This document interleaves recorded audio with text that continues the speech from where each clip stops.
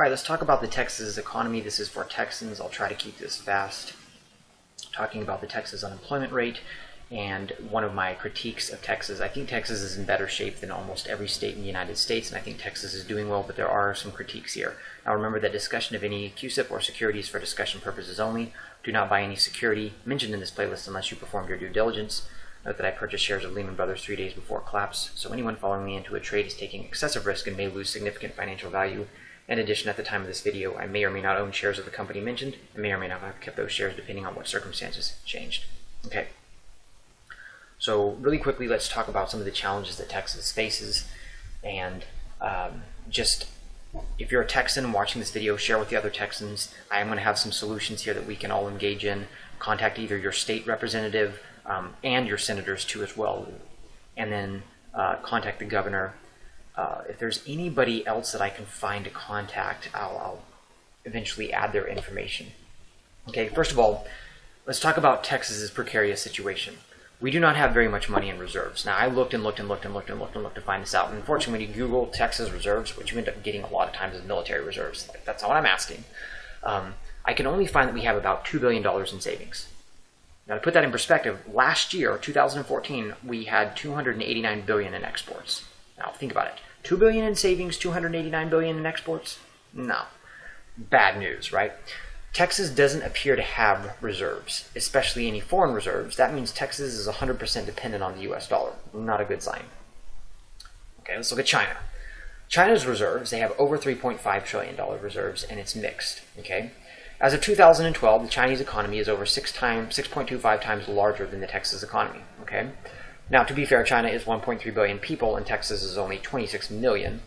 But Texas should have, at least according to my calculations, $600 billion in reserves. I know, it sounds like a lot, and we have $2 billion. But it is. We need to have $600 billion in reserves. And we've had downturns in energy before.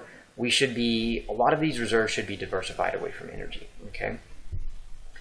So let's compare Texas to the United States, and this is the problem with Texans, okay? This is the one thing that we don't do very well. You don't want to compare ourselves to lower standards, okay? So I'm warning you, these are not the people we want to be comparing ourselves to. I am comparing only because we are in better shape than other places, but we want to be comparing ourselves to China, not the US, right? Okay?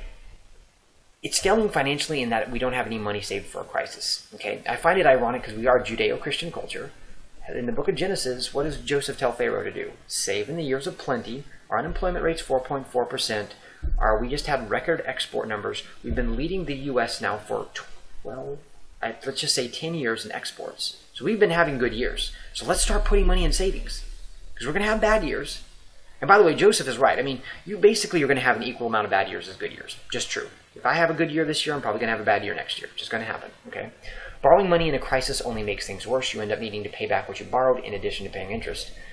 Always remember the quote from John D. Rockefeller, save when you can, not when you must. Okay? We can save, so let's do it. Other states are in worse shape. The U.S. is bankrupt. If it's borrowing money which is in debt, it's bankrupt. I know nobody else can figure this out in the rest of the world, but it's bankrupt. So, here's the solutions. They're wasting your dollars, okay? That's what's happening. If we're not saving, they're wasting your dollars. We need to be putting money in savings, okay? So contact your local representatives, such as House of Representatives, senators, etc., and demand Texas to start saving, okay? And I even put a number here because this does help. $5 to $10 billion a month in savings. Also remember, the more money we have in savings, let's suppose Texas does hit that $600 billion figure. We get Texas to hit that $600 billion figure. I figure it'll take us probably about 4 years. Or maybe more. Well, actually if you're doing $10 billion a month, it's going to take us more than 4 years. But the idea is to start here and then move it up. Eventually save $20 billion and $30 billion a month, okay? Well, when there's a crisis, we'll have cash on hand. And what can we do with the cash on hand? Aha! Opportunity, right? That's all opportunity is. The equation for opportunity is there's a disaster, you have cash on hand, you can take advantage of it, okay? It's like me investing in Russia.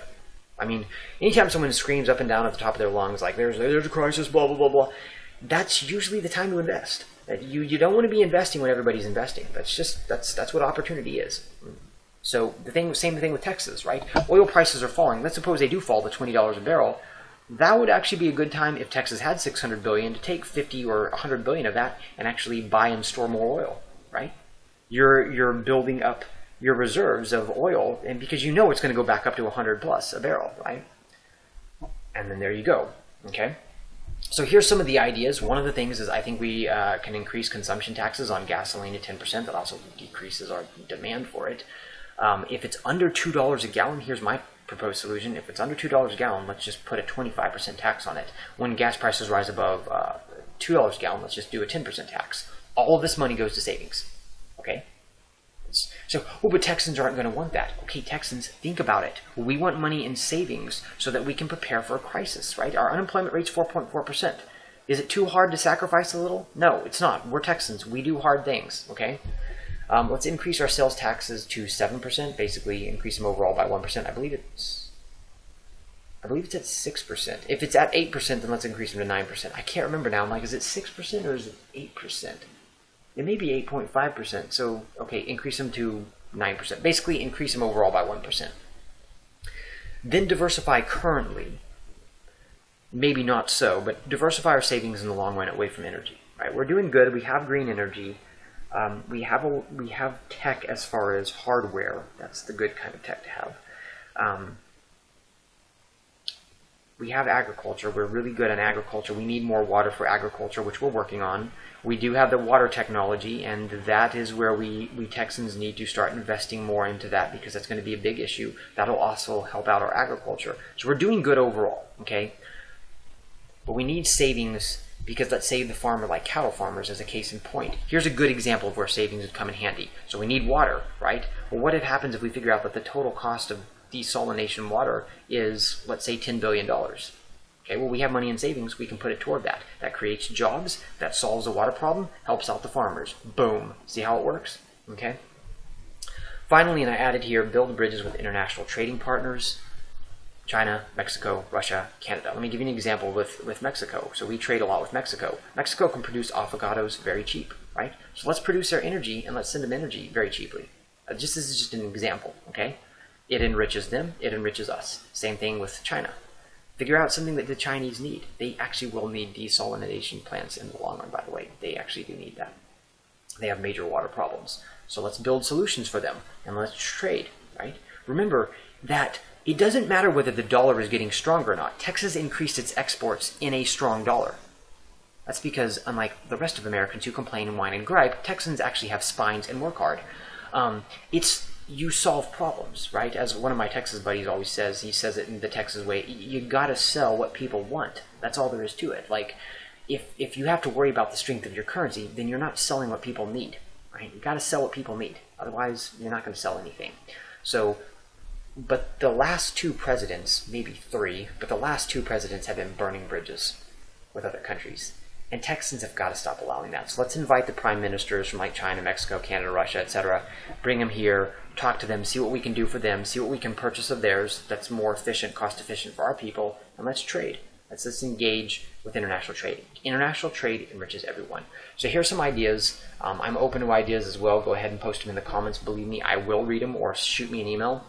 But definitely reach out to your representatives and make them aware of these things.